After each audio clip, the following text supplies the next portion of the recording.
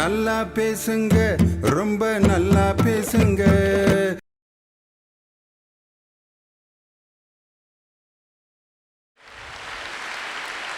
சில வீட்டில் புருஷன் பொண்டாட்டி சண்டை போடுவாங்க. 7:30 மணிக்கு சண்டை போட்டுக்கிட்டு இருப்பான். 8:30 மணிக்கு பார்த்தா பூ வச்சுக்கிட்டு சினிமா கூப்பிட்டு போவான். என்னடா 7:30க்கு தான் நாய் பேய் மாதிரி அடிச்சுட்டு கிடந்தாங்க, இப்போ சினிமாவுக்கு போவான். அதுதான் குடும்பம். சில குடும்பத்தில் 15ஆம் தேதி சண்டை போட்டான்னா அடுத்த மாதம் 15ஆம் தேதி வரைக்கும் புருஷன் பொண்டாட்டி 2 பேரும் பேசவே மாட்டாங்க. நான் 1 மாதமாக அவர்கிட்ட பேசுகிறதே இல்லை. எப்படா இருக்கீங்க வீட்டில்? 1 மாதம் அவரும் பேசுகிறதில்ல, நானும் பேசுகிறேன். சோறாக்கி கொண்டு போய் வைப்பேன், அவர் சாப்பிட்டு எந்திரிச்சு போயிடுவார். திருப்பி வேலை முடிஞ்சு வருவார், சோறாக்கி வைப்பேன், சாப்பிடுவார், போய் படுத்துடுவார். எந்திரிச்சு அவராக பிறப்பிட்டு வருவார். வச்சா சாப்பிடுவார், சாப்பிட்டா பேசாமல் இருப்பேன், சாப்பிடாட்டி பேசாமல் நான் தின்றுவேன். அவரை சாப்பிடுன்னு நான் சொல்ல மாட்டேன். இதுக்கு பேர் குடும்பமாங்கிறேன். இதுக்கு 2 பொம்மை வீட்டில் வாழ்ந்துட்டு போயிடலாம். ஒரு மனிதன் வாயிலிருந்து வரக்கூடிய வார்த்தைகளை வைத்துத்தான் அவன் தீர்மானிக்கப்படுகிறான். அதில் நம்ம பேசுகிற பேச்சில் பல வகை இருக்கு. சில பேரை மேடையில் விட்டோம்னா சுத்த தமிழில் பேசுவாங்க, அப்படியே பேசி பழகியிருப்பாங்க. எங்கே விட்டாலும் சுத்த தமிழ் தான். பொண்ணு மாப்பிள்ளையை உட்கார வச்சுருப்பாங்க. அங்கே போய் இந்த பெண் எதற்காக மணமகளாக இருக்கிறாள் என்பதை நாம் சிந்தித்து பார்க்க வேண்டும். இந்த மணமகன் எதற்காக இன்று மணமகனாக இருக்கிறான் என்பதை நாம் ஆழ்ந்து சிந்தித்து பார்க்க வேண்டும். மணமகன் என்றால் என்ன? மணமகள் என்றால் என்ன? திருமணம் என்றால் என்ன? அப்போ பொண்ணு மாப்பிள்ளை முகத்தை கொஞ்சம் பாருங்களேன். இது ரொம்ப அவசியம், எங்களுக்கு தேவையாயா. இந்த பாடத்தை கேட்குறதுக்காக எங்களை மாலையை போட்டுங்க உட்கார வச்சுருக்கானுங்க. வந்தம்மா 4 நல்ல வார்த்தையை சொல்லிவிட்டு கிளம்பி போய்யா. இப்படியா பாடம் நடத்துறது? ஒரு ஆண் ஏன் ஒரு பெண்ணை திருமணம் முடிக்கிறான்? ஒரு பெண் ஏன் ஒரு ஆணை திருமணம் முடிக்கிறார் என்பதை நாம் உணர்ந்து பார்க்க வேண்டும். அப்படின்னு சோத்த போடுங்கடா, இவன் ஒருத்தன் இவனை போய் பேச விட்டுக்கிட்டு இருக்கான் பார் அப்படிமா இன்னொரு குரூப்பு. சுத்த தமிழில் எங்கே பேசணுமோ அந்த இடத்துல தான் பேசணும். ஒரு தமிழ் வாத்தியார் வகுப்பில் பாடம் நடத்தினாக்க சுத்த தமிழில் பேசினார்னா அந்த ஆசிரியரை ரொம்ப நேசிப்போம். எனக்கு கிடைத்த தமிழ் ஆசிரியர் பேரறிஞர் அண்ணா எழுதின ஒரு பாடம். அந்த பாடத்தை அண்ணாவினுடைய குரல்லையே எங்களுக்கு பேசி பாடம் எடுப்பார். பெரும்புலவர் ராமசாமி. ஆய்ந்தறிதல் வேண்டும், அதற்கேற்ற அஞ்சாமை வேண்டும். இன்றைய சிந்தனையை சிறைப்படுத்திவிட்டு கொடுமையை கோலோச்ச செய்வதற்கு உடந்தை ஆகிவிடுவோம். பட்டம் பெற்றிடுகின்றீர், பாராட்டுக்குரியீர். பட்டம் எதற்கு? காட்டி கழித்திடவா, அன்றி பணி செய்திட கிடைத்திட்ட ஆணையென கொண்டிடவா? புள்ளி கலாபமியில் தோகை விரித்து ஆடுவது எதற்காக? பிறர் காண்பதற்காக, பிறர் மகிழ்வதற்காக. இப்போ தமிழாசிரியருடைய பேச்சு எனக்கு மகிழ்ச்சியாக இருக்குது. என்ன காரணம்னா, தமிழ் வகுப்பு அண்ணா பேசின பேச்சை அண்ணா மாதிரியே பேசி காட்டவும் இந்த தமிழை இன்னும் கொஞ்சம் நேரம் பேச மாட்டாரான்னு ஆசையாக இருக்கு. சமுதாயம் பெண்மையை போற்றுகிறதா தூற்றுகிறதா? ஆழி அலையிலும் ஆயுத மலையிலும் அழிந்து படாத தமிழே, நிலவும் கதிரும் நிலவும் வரையில் நிலைத்து நிற்கும் எங்கள் தமிழே. தாயே தமிழே, உமக்கு என் முதல் வணக்கம். நான் இவ்வளோ தைரியமாக பேசுகிறப்பவே உங்களுக்கெல்லாம் தெரிஞ்சிருக்கும் நான் என்ன தலைப்பில் பேச வந்திருக்கேன்னு. நமது சமுதாயம் பெண்களை மதிக்குது. ஐயா, நீங்களே பாருங்க, இந்த மேடையில் உட்காந்துருக்கவங்கள 9 பேர் பொம்பளை பிள்ளைங்க, 5 பேர் ஆம்பளை பசங்க. இதுல இருந்தே தெரிய வேணாமா இந்த சமுதாயம் பெண்களுக்கு எத்தகைய ஒரு மதிப்பை கொடுத்துருக்குன்னு தெரிய வேணாமாயா? தமிழ்நாட்டின் கடைக்கோடியா தேனி மாவட்டத்தில் இருந்த என்ன அழைச்சிட்டு வந்து தடையை அகற்றி வா, இந்த மேடையில் காலை பதித்து வான்னு சொல்லியிருக்காங்கன்னா இந்த சமுதாயம் எனக்கு கொடுத்த மதிப்புதாயா காரணம். அடுப்பூதும் பெண்களுக்கு படிப்பதற்குன்னு இந்த சமுதாயம் என்னை மிதிச்சிருந்துச்சுன்னா நான் வீட்டை விட்டு வெளியில வந்திருக்க முடியுமா? இல்லை இந்த மேடையில தான் நின்றுக்க முடியுமா? நம்மளாம் எங்க இருக்கோங்க? தமிழ்நாட்டில் இருக்கோம். தமிழ்நாட்டில் இருந்துக்கிட்டு பெண்களை மிதிக்கிறாங்கன்னு சொல்லலாமா? ஏங்க அங்க பாருங்க, அம்புட்டு மேக்கப்பையும் போட்டுக்கிட்டு எங்களை மிதிக்கிறாங்க மிதிக்கிறாங்க மிதிக்கிறாங்கன்னா இது நம்பக்கூடிய விஷயமா? சொல்லுங்க ஐயா. பெண்கள் மதிக்கப்படுகிறார்கள், அதுதான் உண்மை. மதிக்கப்படலைன்னா ஒண்ணுமே இல்லை, மிதி விழும். யாருக்கு? பெண்களுக்கா? யார் யார் மதிக்கலையோ அவங்களுக்கு தான் மிதி விழும். ஐயா, எங்க குடும்பத்தவே எடுத்துக்கங்க. எங்க குடும்பத்துல மொத்தம் 5 பேருங்க. 3 பேர் பொம்பளை பசங்க, 2 பேர் ஆம்பளை பசங்க. எங்கள் அப்பா ஒருவர் தான் கூலி வேலைக்கு போகிறாரு. அவர் சாதாரண கூலி தொழிலாளி தான். ஒருவரோட உழைப்பு தான் எங்கள் மொத்த குடும்பத்தோட பிழைப்பு. அவர் அன்னைக்கு வேலைக்கு போனாதான் நாங்கள் அன்னைக்கு சாப்பிட முடியும். அப்படிப்பட்ட சூழ்நிலையிலையும் அவர் என்ன சொன்னாரு தெரியுமா? நீ எங்கேயும் போவேனா மகளே, படிச்சுட்டு வா, எந்த மேடையா இருந்தாலும் ஏறி வா, சென்று வா மகளே, வென்று வந்து என்னை இங்க அனுப்பி வச்சிருக்காரு தவிர அவர் என்னை வீட்டுக்குள்ள போட்டு மிதிக்கல, படிக்க வேணான்னு அப்படியே வைக்கலங்கய்யா. ஐயா, எண்கள் இல்லாத கணிதமும் இல்லை, பெண்கள் இல்லாத புனிதமே இல்லையா? இன்னைக்கு பாத்தீங்கன்னா விண்வெளி துறை வரைக்கும், விமானத்துறை வரைக்கும், பாராளுமன்றத்துல இடத்தை பிடிக்கிற வரைக்கும் பெண்களுக்கு மதிப்பு கொடுத்துருக்கியா இந்த சமுதாயம். ஐயா, அன்னை தெரசாவை எல்லாத்துக்குமே தெரியும். புனித பட்டம்னா என்னங்கய்யா? அன்னை தெரசாவுக்கு வருகிற செப்டம்பர் மாதம் புனிதர் பட்டம் வழங்கப்பட போகிறது. அதை ரோம் நகரிலே போப்பாண்டவர் கொடுக்க போகிறார்.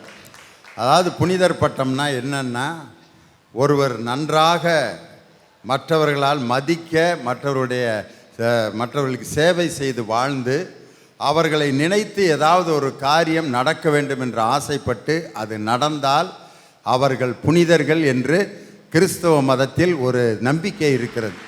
அது மாதிரி மதர் தெரசாவை நினைத்து பல நம்பிக்கைகளை வைத்து அது வெற்றி பெற்றதால் தான் இன்று அன்னை தெரசாவுக்கு புனிதர் பட்டத்தை போப்பாண்டவர் வழங்கப் போகிறார்.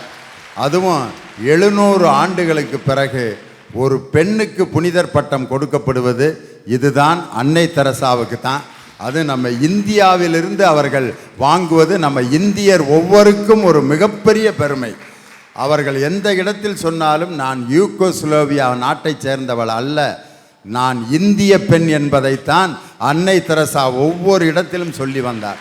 அதனால் இந்திய பெண்ணான அன்னை தெரசாவுக்கு நோபல் பரிசு கிடைத்ததை விட இந்த கத்தோலிக்க மதத்திலிருந்து கிடைக்கும் புனிதர் பட்டம் அவருக்கு உலகத்திலே மிகப்பெரிய அந்தஸ்தை ஏற்படுத்தி கொடுக்கும். அதாம்மா புனிதர் பட்டம்.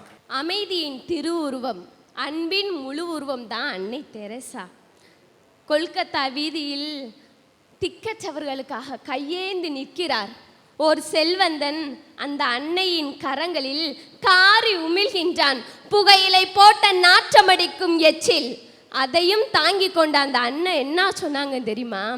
ஐயா, நீங்கள் உமிழ்ந்தது எனக்குத்தானே, ஆனால் திக்கற்றவர்களுக்காக ஏதாவது கொடுங்கள் என கையேந்தியதும் அந்த செல்வந்தனின் மனம் ஒரே நொடியில் சுக்குநூறாய் உடைந்து போனது. இந்த இடத்தில் பெண் மதிக்கப்பட்டு இருக்கிறாள் ஐயா, மதிக்கப்பட்டு இருக்கிறாள். ஒரு பெண் இரவு 10 மணிக்கு என்று தன்னந்தனியாக நடக்கிறாளோ அன்றுதான் இந்த நாடு உண்மையாக சுதந்திரமடைந்தது என்று மகாத்மா காந்தி சொன்னார். தாத்தா சொல்லி 60 வருஷத்துக்கு மேலே ஆயிடுச்சு. ஆனால் பெண்கள் இன்று தனியாக நடக்க முடியுமா? நடந்தால் என்ன ஆகும்? என்னென்னமோ ஆகும், அதை சொல்ல முடியாது. ஐயா, புதுக்கோட்டைக்கு பக்கத்தில் ஒரு சாதாரண கிராமம் ஐயா. தங்கச்சி சாந்தி ரொம்ப கஷ்டப்பட்டு ஆசிய விளையாட்டு போட்டியில் ஓட்டப்பந்தயத்தில் தங்கப்பதக்கம் வாங்குச்சு. புள்ள தங்கப்பதக்கம் வாங்கிருச்சேன்னு ஊரே திருவிழா மாதிரி கொண்டாடினாங்க. கொஞ்ச நாளைக்குள்ள அந்த பதக்கத்தை பறிச்சுட்டாங்க. ஏண்டான்னு கேட்டால் சாந்தியோட உடம்புல ஆண் தன்மை அதிகமாக இருக்கான். நான் கேட்குறேன், எந்த ஆம்பளைக்காவது பெண் தன்மை அதிகமாக இருக்குன்னு கொடுத்த பதக்கத்தை திரும்ப வாங்கியிருக்கிறாங்களா? பெண்கள்னா என்ன கிள்ளுக்கிறையா? ஐயா, சாந்தி எவ்வளவு ஆசையாக இருந்திருக்கும். கண்ணாடி கடைக்குள்ள காட்டான பூந்த மாதிரி அது மனசை உடைச்சிட்டாங்கய்யா. அதனால தான் சொல்கிறேன், சமுதாயம் பெண்களை மிதிக்குது. ஐயா, உங்களை ஒரு கேள்வி கேட்கலாங்களா? கேளுங்க ஐயா. இந்திய ஆண்கள் கிரிக்கெட் அணியில் விளையாடக்கூடிய வீரர்களோட பேர் ஏதாவது சொல்லுங்கய்யா. இந்திய கிரிக்கெட் ஆண்கள் அணி எவ்வளவு பேர் வேணும் உங்களுக்கு? யுவராஜ் சிங், விராட் கோலி, அடே அப்பா, எங்கள் கேப்டன் மகேந்திர சிங் தோனி, இன்னும் வரிசையாக நிறைய பேர் சொல்லலாம். எதுக்கு கேட்குறீங்க? எதுக்கு கேட்குறேன்னா, அதே மாதிரி பெண்கள் அணியில் விளையாடக்கூடிய கிரிக்கெட் வீராங்கனையோட பேர் சொல்லுங்க பார்க்கலாம். இந்திய பெண்கள் கிரிக்கெட் அணியா? ஒருத்தர் கூட ஞாபகம் இல்லையா? ஆனால் விளாட்றாங்க, டிவியில் காட்டுவாங்க, பேர் எனக்கு அவ்வளவு ஞாபகம் இல்லை. பார்த்தீங்களா, ஒரு பெண் என்பதனால் இந்த சமுதாயம் விளையாட்டில் கூட ஒதுக்கி வைக்கிறது. ஒரு குடும்பத்தில் ஒரு ஆம்பளை பொறுப்பாக இல்லைன்னா பெண் எப்படியெல்லாம் கஷ்டப்படுவாங்க தெரியுங்களா? வைரமுத்து அழகா சொல்லுவாருங்க, மூக்குத்தி அடகு வச்சு முன்சுவர் கட்டி வச்சேன், பித்தளை கொடை விற்று பின்சுவர் கட்டி வச்சேன், கதவுக்கு மரவாங்க காசில்ல ராசாவே, கோணி கதவு செஞ்சு கோட்டைக்கு மாட்டி விட்டேன். ஒரு ஆம்பளை பொறுப்பாக இல்லைன்னா பெண் எப்படிலாம் கஷ்டப்பட வேண்டியது இருக்குது. ஒரு வீட்டில் புருஷன் குடிச்சிட்டு வந்து பொண்டாட்டியை டெய்லியும் அடிப்பான். பொண்டாட்டி புருஷன் மேலே உள்ள மரியாதைனால அழவே மாட்டாங்க. வழக்கமாக ஒரு நாள் வந்து அடிக்கிறான். பொண்டாட்டி எப்பவும் அழுவாத பொண்டாட்டி ஓன்னு அழுவுது. ஏண்டி அழுவுறேன்னு கேட்டேன். இல்லை மாமா, கொஞ்ச நாளாக நீங்கள் அடிக்கிற அடி எனக்கு வலிக்கவே இல்லை, உங்களுக்கு வலுவு குறைஞ்சு போச்சோங்கிற ஆதங்கத்தில் தான் நான் அழுவுறேன் அப்படின்னு அவன் சொன்னான். அவன் இருந்துக்கிட்டு வேட்டியில் ஓனாம்புந்த மாதிரி, ஏண்டி என் பரம்பரை எப்படியாப்பட்ட பரம்பரை, எனக்கு அவ்வளோ சீக்கிரம் வலுவு குறைஞ்சிருமான்னு சொல்லி ஓங்கி அடித்தாங்க. அடித்த அடியில் பல்லு விழுந்துருச்சு. அப்போவும் அவங்க பொண்டாட்டி சிரிச்சிச்சு. ஏண்டி இப்போ சிரிக்கிற அப்படின்னு. இப்போ தான் மாமா எனக்கு சந்தோஷமாக இருக்குது, உன் பல்லு விழுந்தாலும் உங்களுக்கு இன்னும் வலுவு இருக்குன்னு நான் நினச்சிக்கிட்டேன் மாமா அப்படின்னு அவ சொன்னான். பல்லு விழுந்தாலும் எனக்கு வலுவு, மாமாவோட வலுவு போகக்கூடாதுன்னு நினச்சா பாருங்க. அவதாங்க பொண்டாட்டி. பொண்டாட்டி புருஷனை தெய்வமாக நினைக்கிறா. ஆனால் புருஷன் பொண்டாட்டி எப்படிலாம் கஷ்டப்படுத்துகிறான் பார்த்தீங்களா. ஒரு கல்யாணம் ஆகிறதுக்கு முன்னாடி உங்கள் பொண்ணை கொடுத்தீங்கன்னு வச்சுக்கோங்க, நான் கண்கலங்காமல் வச்சுருப்பேங்க. பொன்னகையெல்லாம் வேணாம், புன்னகையோடு அனுப்பிச்சி வைங்க, நான் கண்கலங்காமல் காப்பாற்றணும்னு சொல்லி கூட்டி வந்துட்டு, ஏண்டி உங்கள் அப்பன் ஒரு பிச்சைக்காரன், உங்கள் அண்ணன் ஒரு பிச்சைக்காரன், உங்கள் அண்ணனுக்கெல்லாம் எதுக்கடி மீசையை விளையாடானாக்கா கன்னத்தில் குருவி கூட வளர்த்துட்டாலேறான், இந்த ஏரியா போய்ட்டு வந்தேன் அவ்வளோதான் அவனை கொண்டு விடேன்னு சொல்லு அப்படின்னு சொல்லி பெத்த வீட்டை பற்றி அவங்கள்ட்ட வந்து ரொம்ப கேவலமாக பேசுவாங்க. அதான் ஒரு கவிஞர் அழகாக சொல்லுவார், கன்னத்தை கிள்ளி வைத்தான், கட்டிலை தள்ளி வைத்தான், மண்ணெண்ணை ஊற்றி தீய வைத்தான், என் மனைவிக்கு தீராத வயிற்று வலி அதனால் செத்து விட்டாள் என ஊருக்கெல்லாம் சொல்லி வைத்தான். மண்ணெண்ணை ஊற்றி கொண்டு விட்டு வயிற்று வலியால் செத்து போயிட்டான்னு எத்தனை குடும்பத்தில் இன்னமும் அங்கங்கே சொல்லிக்கிட்டு தாங்க இருக்கிறாங்க. ஐயா, ஔவையாரை தெரியும், காக்கை பாடினியாரை தெரியும், காரைக்கால் அம்மையாரை தெரியும். இவங்கெல்லாம் இன்னைக்கு இருக்கக்கூடிய சமுதாயத்தில் வளர்ந்தவங்க இல்லை, காலங்காலமாக இந்த சமுதாயத்தில் வளர்த்து விடப்பட்டவர்கள். அன்றைய சமுதாயத்திலேயே அத்தனை ஆண்களின் மத்தியிலேயே வளர்த்து தூக்கிவிடப்பட்ட மா பெண்மணிகள் என்றால் அன்றைய சமுதாயத்திலிருந்து இன்றைய சமுதாயம் வரை பெண்களை போற்றிடத்தானே செய்கின்றது என்பதை நம்ம மறந்துடக்கூடாது. நாசா விஞ்ஞான கழகத்தில் நுழைவு வாயில்ல கற்றது கை மண்ணளவு, கல்லாதது உலகளவு அப்படின்ற ஒரு வாக்கியம் தமிழர் பெண் பார்ப்புலவர் எழுதிய ஒரு வாக்கியம் இருக்கின்றது என்றால், அந்த தமிழ் பெண் பார்ப்புலவர் ஒரு ஔவையார் என்ற பெண்மணி என்கின்ற பொழுது இந்த உலகமே மதிக்கின்ற ஒரு மாபெரும் பெண்மணி என்று போற்றிடத்தை நாங்கள் செய்கிறோம். ஐயா, இதை விட சரி, காலங்காலமா கிட்டத்தட்ட 12 ஆழ்வார்களை கொண்ட திருப்பாவை பாடல்கள் பாடப்பட்ட ஒரு பாடல் வரியில் 11 ஆழ்வார்கள் ஆண்மகனார் புலவர்கள், 12வது ஆழ்வாராக இருந்தவர் ஆண்டாள் என்கின்ற பொழுது அந்த 11 ஆழ்வார்கள் ஒரு பெண்ணும் முக்கியத்துவம் பெற்று சமுதாயத்தில் போற்றிடப்பட்டாள் என்பதுதானே உண்மை.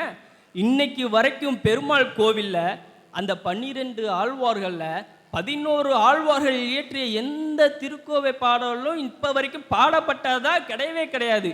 தொடக்கத்தில் நுழைவாயில் முதல் தொடக்கப்பட்ட தொடக்கத்தில் இன்று வரை ஆண்டாளின் திருப்பாவை பாடல் பாடப்பட்ட பின்பே பெரும்பால் கண் விழிக்கிறார் என்றால் இன்று வரை அந்த சமுதாயம் பெண்ணிற்கு உண்டான அந்த மரியாதை கொடுத்துக்கிட்டு தானே இருக்கு.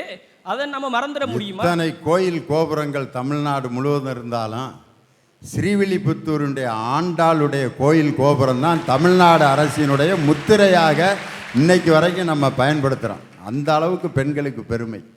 இன்னைக்கு சமுதாயத்தில் உயர்ந்த நல்லொழுக்கம் பொருந்திய தெய்வத்தன்மை பொருந்திய சமுதாயத்துக்கு நல்லது செஞ்ச பெண்களை மட்டும் நாங்கள் போற்றி துதிபாடல ஐயா. இதே பாண்டிய மன்னர் மதுரை மன்னர்ல தன் கணவன் எரிக்கப்பட்டான் தெரிஞ்ச உடனே அந்த பாண்டிய நாட்டையே தன் சாபத்தால் அழிச்ச கண்ணகிக்கும் இன்னைக்கு அதே மாதிரி ஒரு கோவிலை கட்டி வச்சு சாமி கும்பிட்றோம் அப்படின்னா ஒரு பெண்ணின் கற்புத்தன்மையை மதித்து நாங்கள் போற்றிடுவதனால் என்பதை நீங்க மறந்துட முடியுமா? ஐயா, தயிர் சாதம் எல்லாரும் சாப்பிடக்கூடிய சாதம். வெறுமனை பார்த்தா அது விதவை கோலத்தில் தான் இருக்கும். விதவை கோலம் பொருந்தி அந்த தயிர் சாதத்திற்கே ஊறுகாய் என்னும் குங்குமம் வைத்து சுமங்கலம் பார்க்கக்கூடிய சமுதாயத்தில் தானே நம்ம இருக்கோம். இதுவரைக்கும் தயிர் சாதத்தையும் ஊறுகாயையும் ஒரு பெண் விதவை குங்குமம்னு சொல்லி வர்ணிச்ச ஒரே பேச்சாலே நீயாத்தையா இருப்பேன். உண்மையில அதில் கூட ஒரு பெண் பாராட்டப்படுகிறாள்னு தயிர் சாதத்தில் வைக்கிற ஊறுகாய் ஒரு விதவை பெண்ணுக்கு வைக்கப்பட்ட பொட்டு மாதிரி தெரிஞ்சிருக்கான். உண்மையிலே மிகப்பெரிய சந்தோஷம். ஏன்னா விதவை என்ற சொல்லில் கூட பொட்டில்லை என்று எல்லோரும் சொல்லி கொண்டிருந்த நேரத்தில் முத்தமிழறிஞர் டாக்டர் கலைஞர் தான் கைம்பெண் என்ற சொல்லில் 2 பொட்டுக்கள் இருக்கிறது என்று சொன்னார். அதனால் அந்த தயிர் சாதத்தில் இருக்க ஊறுகாயை விதவையின் நெற்றியில் வைத்த பொட்டு. ஆஹா, என்ன கற்பனை! நாங்க வெறுமனை தயிர் சாதத்துக்கு மட்டும் பொட்டு வச்சு விதவை கோலத்தை நாங்க சுமங்கலாக்க விரும்பல. இன்னைக்கு உண்மையாவே பெண்கள், விதவை கோலம் பொருந்திய பெண்கள் தன்னுடைய மகனோட கல்யாணத்துக்கு பக்கத்துல நின்று ஆசீர்வாதம் பண்ணதா இப்ப வரைக்கும் சமுதாயத்துல யாரும் பார்த்தது கிடையாது. எல்லாம் ஒதுங்கி ஒதுங்கி போகக்கூடிய இதே சமுதாயத்தில் வட இந்தியாவில் தன்னுடைய மகன் கல்யாணத்துக்காக 1000 விதவை பெண்கள் முன்னிலையில் தான் என் மகன் கல்யாணம் நடக்கும் என்று ஒரு புரட்சியை ஏற்படுத்தி பெண்களுக்கு மதிப்பு கொடுத்ததும் இதே சமுதாயம் தான் என்கிற போது பெண்களை சமுதாயம் போற்றிடதானே செய்கின்றதை நம்ம மறந்துட முடியுமா? பாரதியார் பல்கலைக்கழகத்தில் ஒரு துணைவேந்தர் இருந்தார். சுதந்திர தினத்துக்கு என்னை சிறப்பு விருந்தினராக கூப்பிட்டுருந்தார். நான் போய் அங்கே சிறப்புரை ஆற்ற போய் உட்காந்துருந்தேன். ஆனால் ஒரு வயசான பாட்டி அப்படியே காது வளர்த்து தலை கூட சரியாக சீவாமல் உட்காந்துருந்தாங்க நடுவில் சேரில். யார்ரான்னு கேட்டால் அவங்க தான் சீஃப் கெஸ்ட்டுன்னாங்க. யார் இந்த அம்மான்னு கேட்டதுக்கு அந்த பாரதியார் பல்கலைக்கழகத்தினுடைய துணைவேந்தர் சொன்னார், என்னை பெத்த தாய் கணவனை இழந்து கிட்டத்தட்ட 50 வருஷம் ஆகுது. நான் 10 வயசில் இருக்கும்போது எங்கள் அப்பா இறந்த பிறகு என்னை வளர்த்த என் தாய் தான் இந்த சுதந்திர கொடியை நான் துணைவேந்தராக இருந்ததுலேருந்து இந்த பல்கலைக்கழகத்தில் ஏற்றி கொண்டிருக்கிறார்கள். ஒரு தாயை மதிக்கணும்னு என்னுடைய மாணவர்கள் பூரா தெரிஞ்சுக்கணுங்கிறதுக்காகத்தான் இதுவரைக்கும் என் தாயை வைத்து நான் சுதந்திர கொடி ஏற்றுறேன்னு சொன்னார். அப்படிப்பட்ட மாதிரி ஒரு விதவையை தேசிய கொடியை ஏற்றி வைத்து பார்த்த சம்பவங்கள் எல்லாம் இந்த தமிழ்நாட்டில் தான் நடந்துச்சு. ஆரமா போய் பாரத்தையும் வாங்கி வீரமா வாழ்றாங்க ஐயா. கணவன் குடிகார கணவனா இருந்தாலும் கூட அவங்கிட்ட அடி வாங்கி அவன் பெத்த பிள்ளையும் சுமதாங்கி அகிம்சை காந்தியா வாழ்றாங்க ஐயா. தூணிலாடும் சேலை தொட்டில் தான் பாதி வேலை, இப்படி சமையலறையில சமைக்கிறோம், கருவறையில சுமக்கிறோம் ஐயா. பெண்ணுன்னு பிறந்தனால நான் ஏயா பின்வாங்க வேணும்? பெண் ஒண்ணு காகிதம் கிடையாதுங்க ஐயா.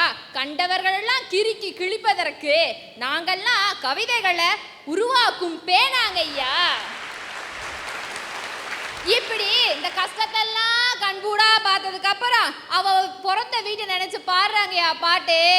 போராலே பொண்ணு தாயி போல போல வென்று கண்ணீர் விட்டு தண்ணீரும் சோறும் தந்த மண்ணா விட்டு பால் பேச்சு மாட்ட விட்டு பஞ்சாரத்து கோழிய விட்டு போராலே பொட்ட புள்ள ஊற விட்டு, இப்படி ஒரே ஃபீலிங்ஸ் தாங்கய்யா. ஏமா அந்த படத்தில் இப்படி ஒரு சோக பாட்டை பாடுற? அதில் இந்த ஊர் பேரே வர்ற மாதிரி ஒரு பாட்டை கவி பேரரசு எழுதியிருப்பார். தென்மேற்கு பருவக்காற்று தேனி பக்கம் வீசும்போது சாரல் இன்ப சாரல் தெம்மாங்கு பாடிக்கொண்டு சிலு சிலுவென்று சிந்துதம்மா தூரல் முத்து தூரல். தேனின்னு ஒரு ஊர் அந்த பாட்டில் வரும்போது இந்த ஊருக்கு வரணும்னு ஆசையாக இருக்குங்க. தென்மேற்கு பருவக்காற்று தேனி பக்கம் வீசும்போது சாரல். என்ன அழகான வரி பாருங்க. நம்ம நாடு 1947 ஆங்கிலேய ஆட்சியிலிருந்து சுதந்திரம் பெற்றுச்சாமா. ஆனா நாங்க இன்னும் இந்த ஆணாதிக்க ஆட்சியிலிருந்து சுதந்திரம் பெறலைங்கய்யா. இதுக்கு நாங்க இன்னும் எத்தனை நாள் போராடணும், எத்தனை உயிர் தான் போகணும்னு நினைக்கிறீங்க? எங்களை வாழ விடுங்க, வாழ வழி விடுங்க ஐயா. எங்களை எப்படியெல்லாம் விதிக்கிறாங்கன்னு கேளுங்க ஐயா. மத்தியில மருத்துவ மாணவி பாலியல் வன்கொடுமை, மதுரையில அப்பாவி மாணவி மீது ஆசிட் வீச்சு, சித்தா படிக்க சென்ற மாணவி 3 பேரு சித்தமானாங்க. காமகனின் காமவெறிக்கு பயந்து உயர் படிப்பு படிக்க சென்ற மாணவி உயர குதித்து தற்கொலை. இப்படி பட்டியலிட்டே பாடுவதற்கு இதெல்லாம் பாரதத்தின் பெருமையாங்க ஐயா. அப்படி பார்த்தா குடினால குடி மட்டும் தான் முங்கி போச்சுன்னு நினைச்சா மதியும் மங்கி போச்சுங்க ஐயா. கொடுமை கொடுமைன்னு கோயிலுக்கு போனா அங்க 2 கொடுமை டிங்கு டிங்குன்னு அடிச்சாமல. இதுதான் தேனி மாவட்டத்து பழமொழி. கொடுமை கொடுமைன்னு கோயிலுக்கு போனால் அங்கே 2 கொடுமை சிங்கு சிங்குன்னு அடித்தான். சீலல்லன்னு சின்னாயி வீட்டுக்கு போனாலாம் அவள் ஈச்சம்பாயை கட்டிக்கிட்டு எதுக்க வந்தாலாம். என்ன அழகான பழமொழி பாருங்க. அப்படி இந்த கொடுமைக்கு எல்லாம் தூக்கு தண்டனை வழங்கியதற்கு ஒருத்தர் கேட்கிறாப்புல கேள்வி, இதுக்கு எதுக்குயா தூக்கு தண்டனை? அவனை நான் கண்ணுக்கு நேரம் பார்த்துருந்தேன்னு வச்சுக்கங்க, துப்பாக்கி எடுத்து டுமையில் சுட்டுருப்பேங்க ஐயா. குடிச்சுப்பட்டு பாடுறாங்கய்யா பாட்டு. அடிடாவள உதடாவள மிதிடாவள தேவையே இல்லை. இப்படி எங்களை மிதிச்சுக்கிட்டே தாங்க இருக்காங்க.